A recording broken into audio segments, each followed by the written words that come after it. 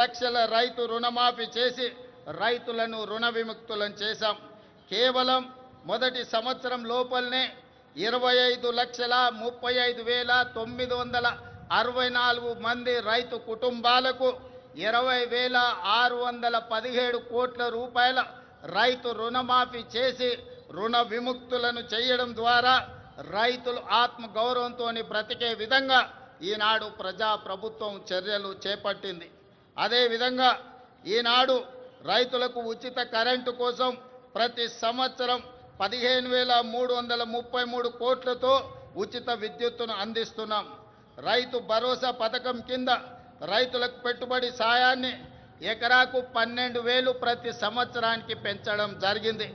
ఇవాళ రైతులకే కాదు, రైతు కూలీలకు, ఉపాధి హామీ కూలీలకు ఇందిరమ్మ ఆత్మీయ భరోసా పథకం ద్వారా భూమి లేని వ్యవసాయ కూలీ కుటుంబాలకు ఏడాదికి 12,000 రూపాయలు ఉచితంగా అందించే పథకాన్ని ప్రవేశపెట్టినమని చెప్పడానికి నేను ఆనందిస్తున్నాను. అదేవిధంగా వరి ధాన్యానికి మద్దతు ధరతో పాటు సన్న వడ్లకు 500 రూపాయల బోనస్ ఈరోజు చెల్లిస్తున్నాం. దీనివల్ల రైతులకు అదనపు ఆదాయం లభించడమే కాకుండా రాష్ట్రంలో సన్న ధాన్యం దిగుబడి భారీగా పెరిగింది. దీంతో 2,72,75,00,000 మెట్రిక్ టన్నుల వరి ఉత్పత్తి తెలంగాణ రాష్ట్రం సాధించి దేశంలోనే ప్రథమ స్థానంలో ఈరోజు తెలంగాణ రాష్ట్రము నిలబడ్డది. అదేవిధంగా పెరిగిన ధాన్యం ఉత్పత్తికి తగినట్టుగా రాష్ట్ర వ్యాప్తంగా 8,000 కొనుగోలు కేంద్రాలను ఏర్పాటు చేశాం.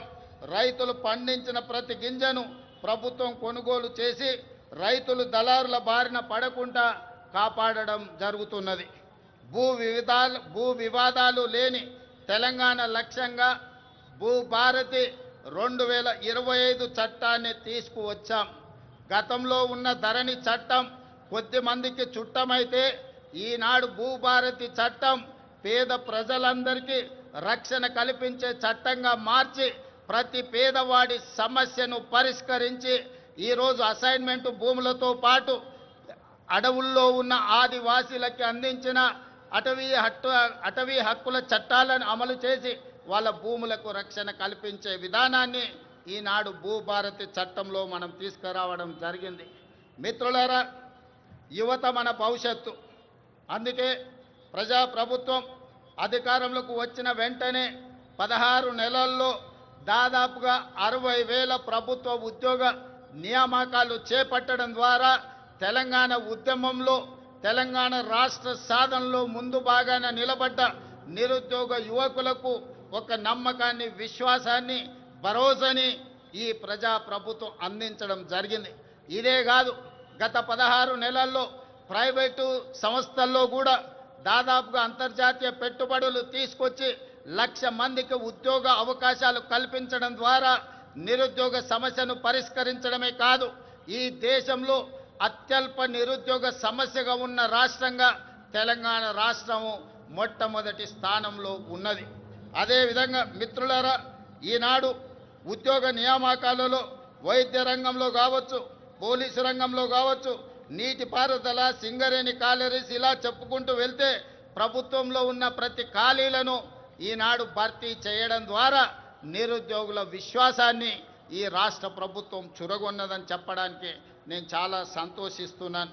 అదేవిధంగా సివిల్స్ పరీక్షలు ఈనాడు ఈ దేశంలో ఏ రాష్ట్రం అభివృద్ధి చెందాలన్నా సివిల్ సర్వీసెస్కు సంబంధించిన అధికారుల యొక్క ప్రణాళికలు దేశ అభివృద్ధిలో కీలక భాగం పోషిస్తున్నాయి. తెలంగాణ రాష్ట్రం నుంచి సివిల్ సర్వీసుల్లో ఆశించిన మేరకు మన విద్యార్థులకు అవకాశాలు రాకపోవడం వల్ల తెలంగాణ రాష్ట్ర ప్రభుత్వం సివిల్ సర్వీసెస్కు ప్రిపేర్ అవుతున్న వాళ్లకు హైదరాబాదు నగరంలోనే కాదు, ఢిల్లీలో కూడా శిక్షణ పొందడానికి రాజీవ్